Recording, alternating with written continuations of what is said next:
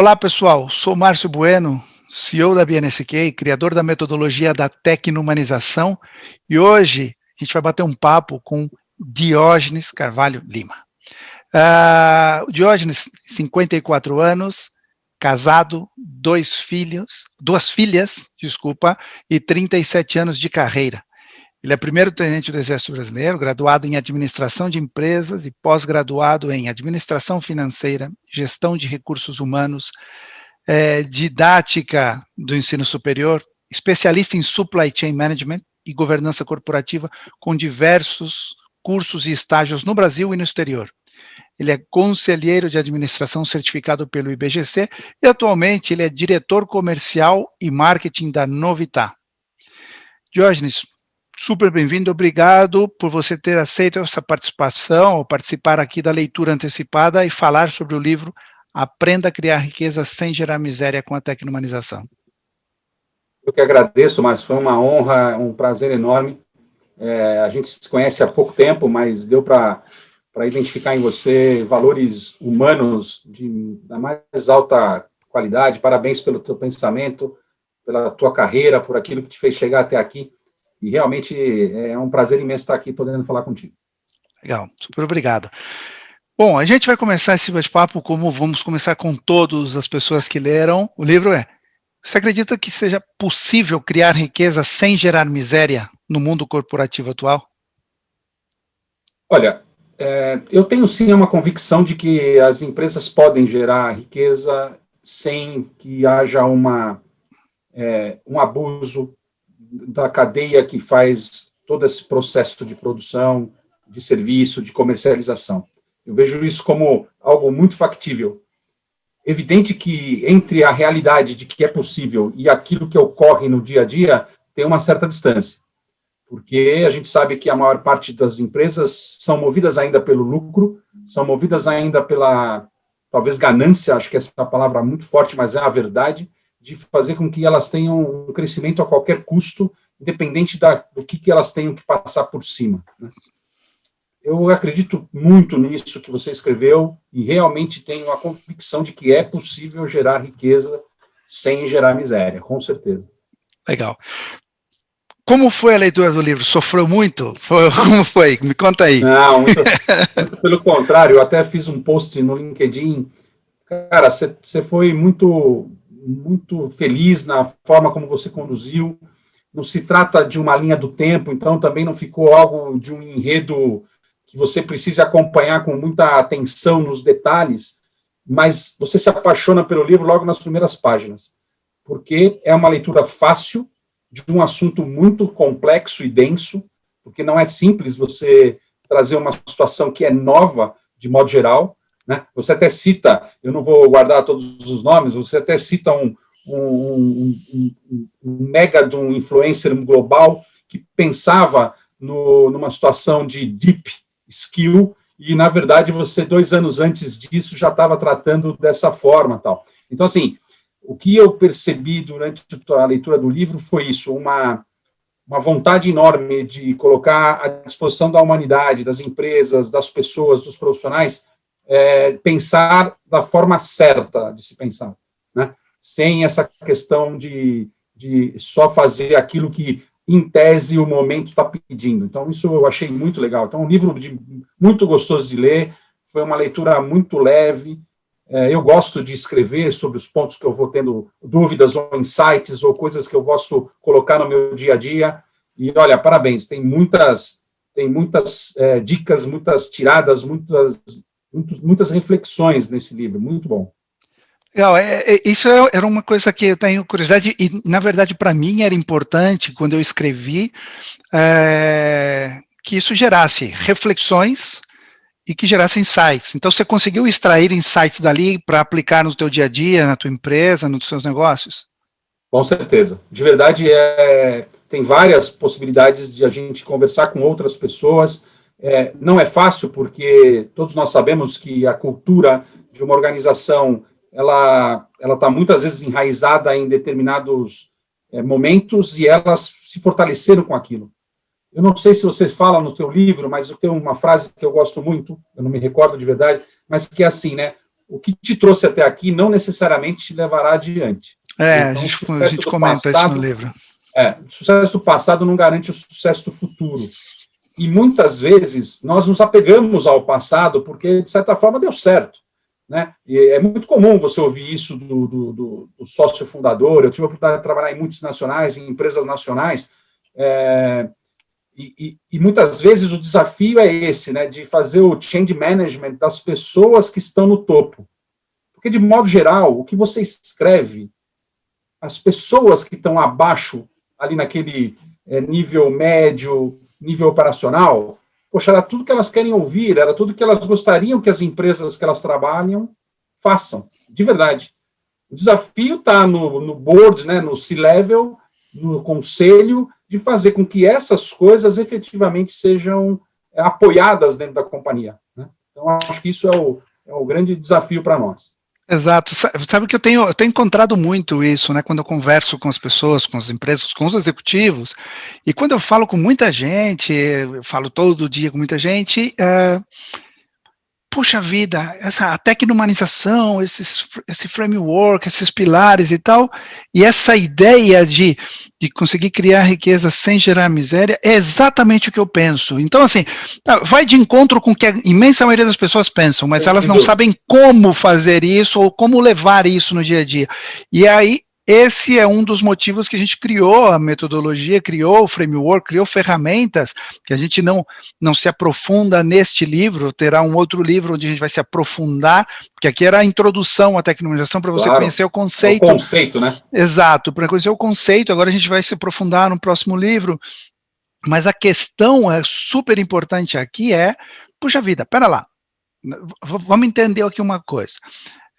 Se é o que todo mundo quer, se é o que todo mundo busca, por que a gente não faz? Justamente porque tem essas barreiras, tem esses inibidores que falam, puxa vida, eu sempre fiz assim, eu não acredito que isso seja possível, isso é muito bonito. Tá, então vamos criar uma metodologia, vamos criar os mecanismos e as ferramentas adequadas para poder fazer essa transformação, porque senão a gente vai continuar jogando como sempre, ganhando como nunca, né? Assim, e aí não resolve. Então, um dos motivos que nos levaram a quase 4 anos atrás a começar a construir a metodologia foi exatamente esse. Como eu posso fazer para dar esse passo? Como? Isso é como acontecia nos anos 90, né? Que muita gente pedia para as pessoas, pô, você tem que parar de fumar, isso faz mal para a saúde, e o cara falava, pô, mas é difícil, isso é impossível, eu não consigo, isso não dá, não sei o quê. Aí tinha aquelas brincadeiras, pô, parar de fumar é fácil, eu já parei umas 15 vezes, né, assim, mas... então, é bem assim mesmo. As pessoas achavam que não era possível. E aí, com o tempo, foi vendo o prejudicial que era, então vou parar. E o grande problema veio quando as pessoas falaram, tá bom, eu quero parar de fumar, você me convenceu, como eu faço para parar? Falar, não sei. Exatamente. Eu não sei. Então não resolve, né? Então, aqui a gente está falando... É possível, eu só sei que pode, mas como, eu não sei. E a metodologia é isso, a tecnomanização é isso. Fala, puxa vida, a gente primeiro está mostrando que é possível. Tá bom, como eu faço? Eu tenho a ferramenta, eu tenho os modelos, eu tenho os direcionadores, eu tenho as... legal, então eu posso utilizar isso para fazer isso que eu gostaria de ter feito, ou gostaria de fazer, eu acho que é... Exato. Então, é essa a ideia, tá? Porque se a gente não tem o como, e não tem o que, não tem as ferramentas ali, não resolve, é só uma declaração de intenções, né? Que é importante, mas não basta, né? Exato. E de intenções, tem aquele ditado, né? O inferno está cheio. Exatamente. Mas você falou numa coisa que, para mim, faz muito sentido. Eu sempre digo, eu sou professor de pós-graduação e na aula em finanças e estratégia, né? E eu falo sempre que estratégia, por exemplo, a gente vê muitas das pessoas escondendo aquilo que elas estão fazendo. Eu costumo dizer o seguinte, o que você faz, você não precisa esconder.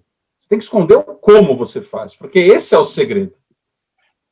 Então, no teu livro, você menciona isso também, na questão do porquê, o para quê, aí, visando mais uma questão de aprofundamento do propósito, do tema que você quer efetivamente desistir, né?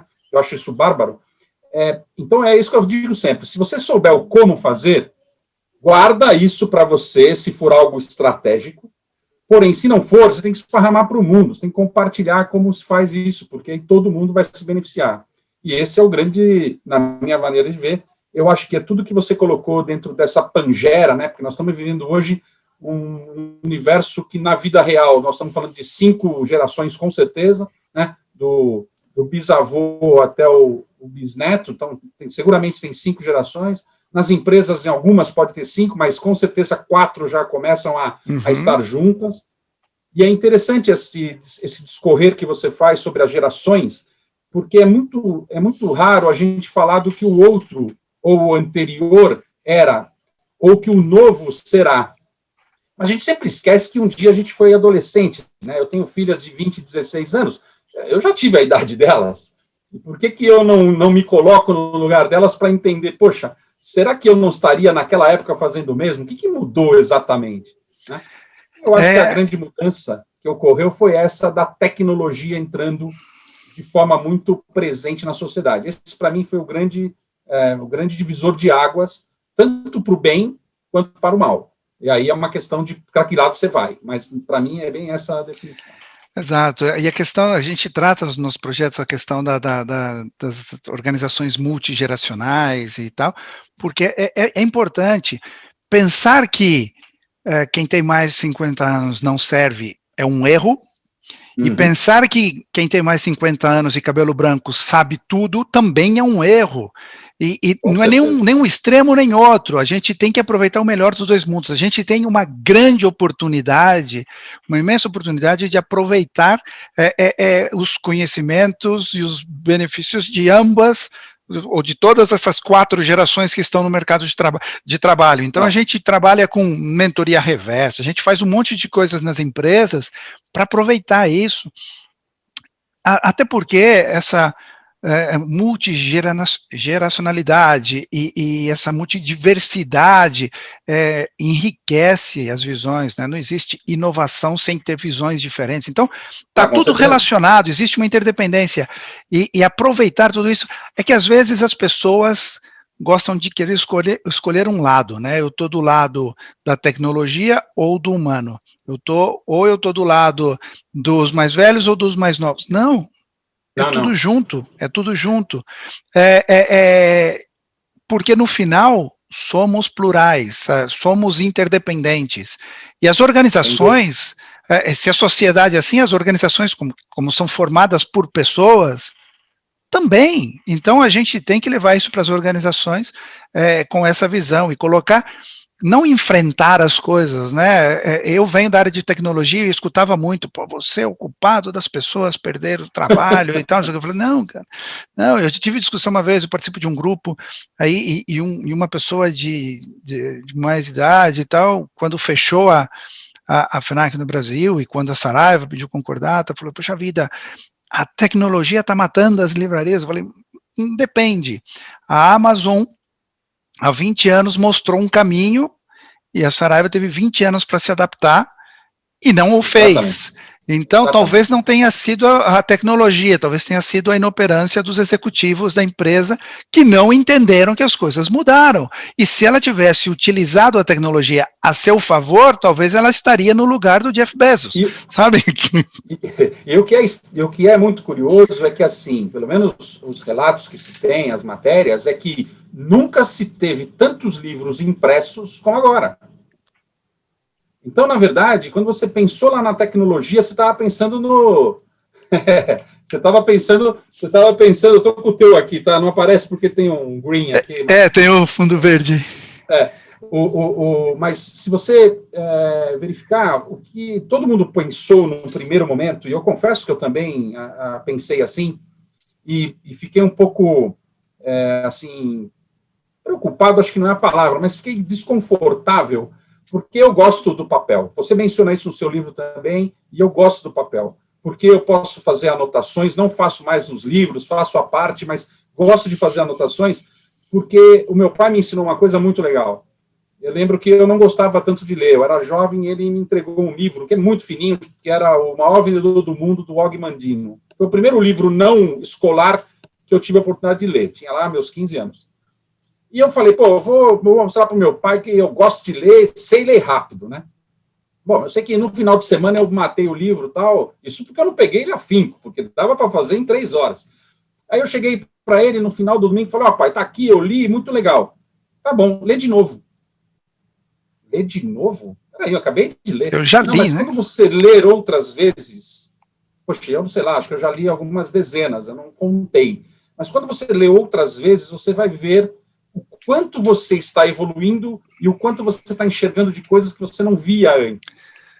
Então, as minhas anotações é exatamente para eu revisitar esses livros, para poder dizer assim, poxa, isso aqui eu acho que eu descrevi aqui que era assim, mas pô, eu já mudei, eu acho que não é bem assim. Deixa eu voltar lá no livro e aí eu releio para ter esse conhecimento mais aprofundado. Então, isso é muito, muito bacana. Eu senti uma dificuldade quando veio essa questão de ler pela tela. Eu realmente me fiquei muito desconfortável. Poxa, aumenta, não aumenta, reflexo, a luz, tudo isso me incomodou. Mas é aquilo que você falou, não era isso. Não era isso. A tecnologia não veio para isso. A tecnologia veio para fazer com que o livro chegue mais rápido, chegue com menos custo, mais pulverizado, que o conhecimento se dissemine. Isso é mais importante. Exato. Eu concordo com você.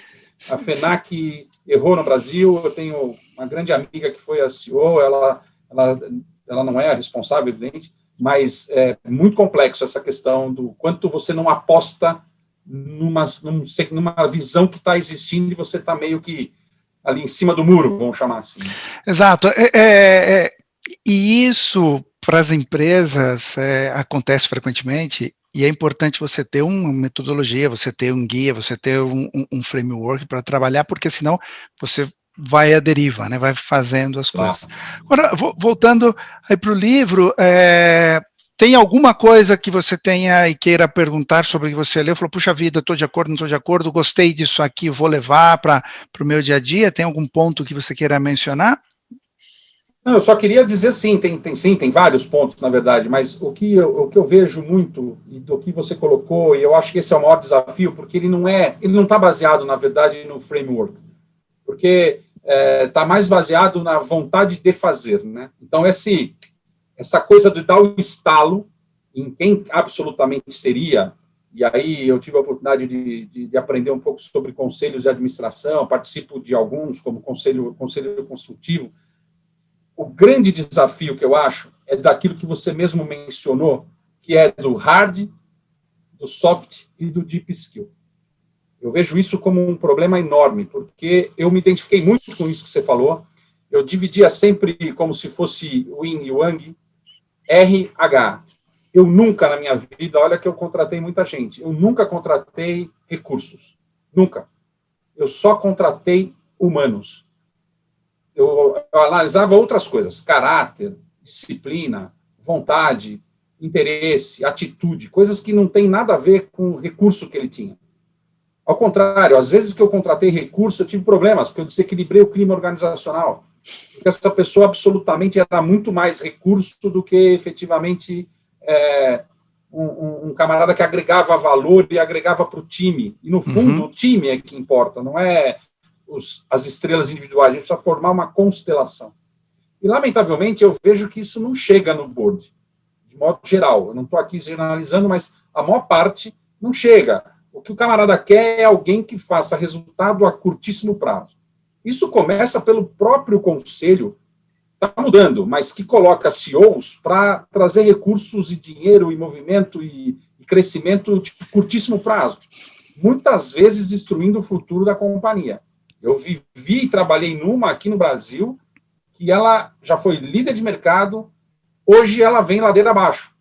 Você imagina, líder de mercado, uma empresa global, vem ladeira abaixo por conta de um período onde se canibalizou absolutamente tudo, né? Porque o que importava era o resultado a qualquer custo. Então, esse, para mim, é o grande mote do teu livro, que é exatamente isso. Como é que eu não gero pobreza, ou gero miséria?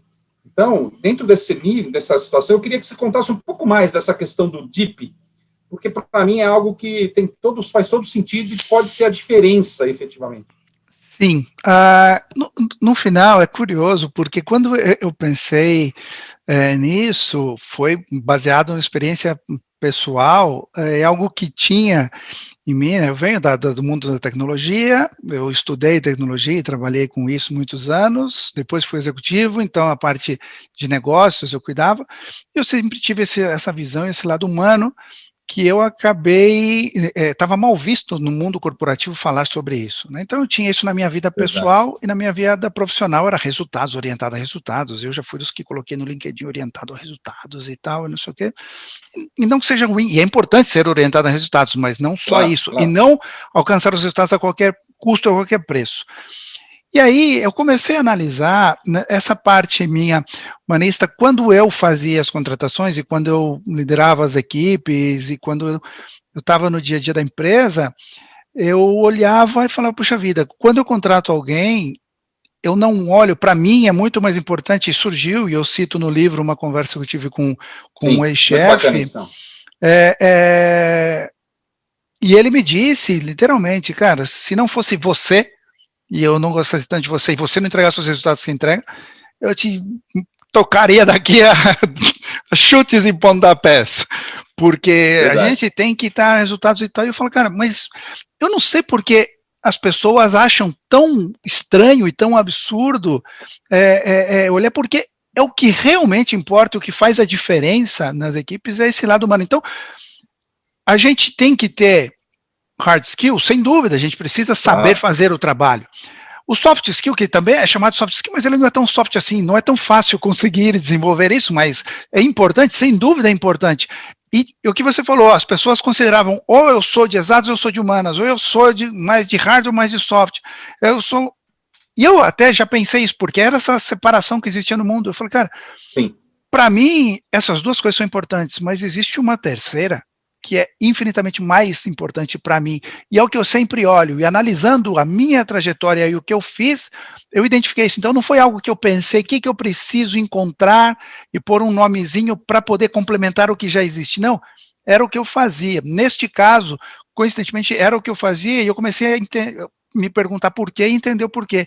E vi que ali, e eu pelo menos considero assim, residiu o sucesso de todas as equipes que eu liderei, de todos os negócios que eu liderei, de todos os resultados que eu Penso consegui igual. obter. Então, falei, puxa vida, é aqui, na minha experiência pessoal e na minha visão, está a chave. E a partir dali eu comecei a conversar com outras pessoas. E as outras pessoas falavam o mesmo. E mesmo sem elas perceberem, algumas percebiam e faziam consciente, como você falou, eu sempre contratei mais recurso, mais humanos do que recurso, você já fazia isso conscientemente? Muitas pessoas que eu conversei, para poder sedimentar e justificar o conceito, me falaram, eu nunca tinha pensado nisso, mas agora percebendo que quando eu contratei pessoas mais orientadas a esses deep skills, funcionou muito melhor do que as que não. E eu tive mais sucesso Bem, na fazendo isso. verdade, Foi o viu, estalo. Márcio, não que eu fizesse isso sabendo que era isso. Na verdade, você que trouxe esse nome, quer dizer, eu fazia algo achando que, na verdade, eu estava mais para o lado do skill, né? Uhum. Na verdade, assim, do skill do soft, e no fundo eu estava buscando esse terceiro, mas eu não sabia que isso era que era estudado. Até porque, na verdade, o grande problema que eu vejo é que a gente, para ensinar os outros, precisa trazer para a didática, né? E a didática divide as coisas, quando, na verdade, o ser humano é um ser indivisível. Cada um de nós é Exato. indivisível. Né? Eu, por exemplo, eu falo muito na questão, eu tenho muitos amigos médicos, né? Poxa, o meu sogro recentemente teve que fazer uma cirurgia do punho esquerdo. Nós fomos num ortopedista, tal. Aí o cara falou, olha, eu sou muito bom, mas do punho esquerdo eu não conheço nada, eu vou te indicar um outro. Quer dizer, a gente foi tão dividindo as especialidades, isso em todos os segmentos, na medicina ainda mais, e até posso entender que talvez queira se ter a melhor condição para o humano. Tal. Especialização e tal. Mas eu acho que a gente perdeu aquilo que eu tenho a felicidade de ter. Eu tenho um médico que me acompanha desde quando eu tinha 18 anos, portanto faz mais de 30, né, mais de 30 anos que a gente está juntos. Eu já fiz consulta com ele dentro de avião, passando mal no avião, não sabia o que era nada grave, mas eu não sabia, era a primeira vez que tinha acontecido. E liguei lá no telefone e tal, cartão de crédito, acordei ele aqui no Brasil e ele, não, faz isso, calma, não é nada, pelo que eu te conheço, aí você deve ter ingerido alguma coisa, comeu banana? Comi, então foi a banana que te fez isso, fica tranquilo, tal, não sei o quê, uma beleza, tal. Então, esse ser humano que olha para você como um todo, como holística, isso a gente foi perdendo ao longo do tempo. E, na verdade, o que você traz com o teu livro, e claro que de forma não subliminar, porque não é isso que você faz, mas o que eu entendi cara, dá para voltar a sermos esse ser completo, claro que cada um com suas capacidades e habilidades mais assim, umas mais atrofiadas, outras mais bem desenvolvidas, que é natural para todo mundo, né? Eu vou te muito mandar... legal, bacana essa... Legal, eu vou te mandar um artigo que eu escrevi, que tem um tempo atrás, uns 2 anos, 1 ano e meio, sei lá, onde eu falei sobre o portal do profissionalismo que muitas empresas acham que tem. Você cita no livro que também. Existe. Dá uma olhada, porque é um pouco absurdo isso, a gente é como e as pessoas que tentam ser diferentes no trabalho e fora dele, ou estão vivendo um papel e acaba isso passando, a conta chega em algum momento, ou em forma de infelicidade, de frustração, de estresse, de transtorno de ansiedade, ou não se desempenha os papéis de uma forma completa, e você não consegue fazer o seu melhor em nenhum dos dois mundos, né? Então, eu não conversava com a minha avó da mesma forma que eu conversava com o presidente de uma empresa. Eu não estou dizendo isso que a gente tem que ser igual, não, mas os valores, a visão, isso sim tem que ser igual, porque você é como é, e se você é honesto dentro, você é fora, se você é correto dentro, se você é fora, não, aqui eu sou agressivo, bato pra caramba, aperto todo mundo e tiro, e chupo o sangue de todo mundo, e aqui eu sou bonzinho e carinhoso, não. Isso não é, como você falou, eu acho sim que nós, de certa forma, assim como tem lá os sete chapéus, né, tem um monte de teorias importantes, inclusive, mas eu acho que, de verdade, a gente realmente exerce um papel em cada momento. Só que o personagem é uma coisa. Agora, a intimidade desse personagem tem que ser a mesma, porque, do contrário, você é um fake o tempo inteiro, né? Porque vai chegar um momento que você não sabe quem é você e quem é o personagem. Tem um limite. E a tecnohumanização é uma metodologia que busca unir isso e ter isso como base, quem você é e a gente como é, pensando no todo, no coletivo. E o que é mais bacana, não é de forma simplesmente altruísta, né? A gente mostra que, sendo assim, a tua empresa vai ser mais rentável, a tua empresa vai ser mais eficiente, a tua empresa vai ser melhor, entregar melhores resultados, fazendo com que as pessoas estejam melhores, dentro e fora da empresa. E aí vem a ideia do criar riqueza sem gerar miséria. Você não precisa, não é necessário, é possível sim, e a gente tem uma metodologia para isso. Legal, super obrigado aí pelo seu tempo, pelo bate-papo, pelo seu feedback, pelo teu carinhoso post, super obrigado, de coração. É isso.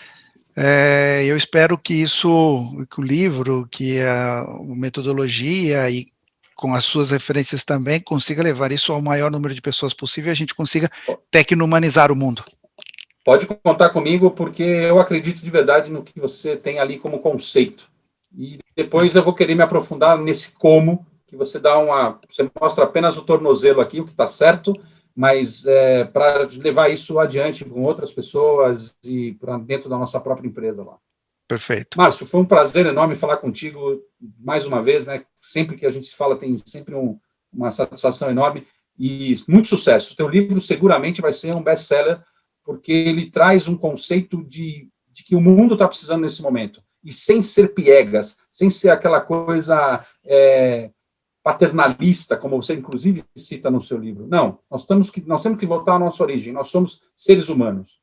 Eu recentemente postei uma situação do Charlie Chaplin, naquele grande discurso que ele faz no Grande Ditador, onde diz: o homem nasceu para fazer o bem para os outros homens, e não para escravizá-los.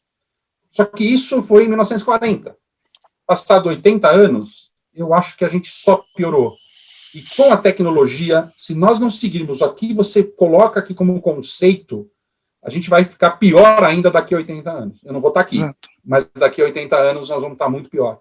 Então, eu acho que para quem quiser fazer realmente a diferença no mundo, se ele puder, não só ler o teu livro, mas depois entender como fazer o processo dessa transformação, eu acho que a gente tem chance ainda de corrigir muita coisa. Então, parabéns de verdade pelo livro, eu realmente me encantei por ele e vou ler mais vezes, pode ter certeza. Super obrigado, e estamos em contato. Estamos juntos. Valeu, estamos juntos. Grande abraço. Valeu, grande abraço.